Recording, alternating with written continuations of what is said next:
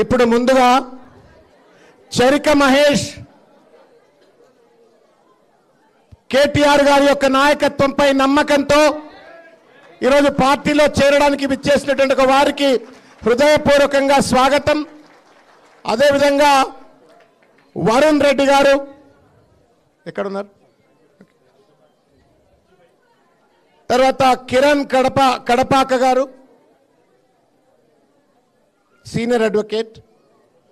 సంగీత గారు BJP Shaikpet division మహిళా అధ్యక్షురాలు,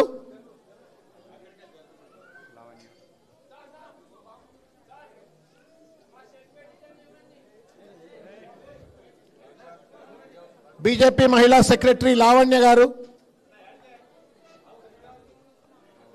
కె గోవర్ధన్ రెడ్డి గారు బీజేపీ జనరల్ సెక్రటరీ,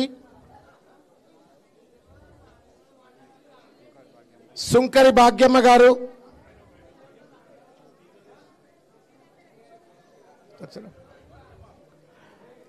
హృదయపూర్వకంగా ఒక్కసారి చప్పట్లతో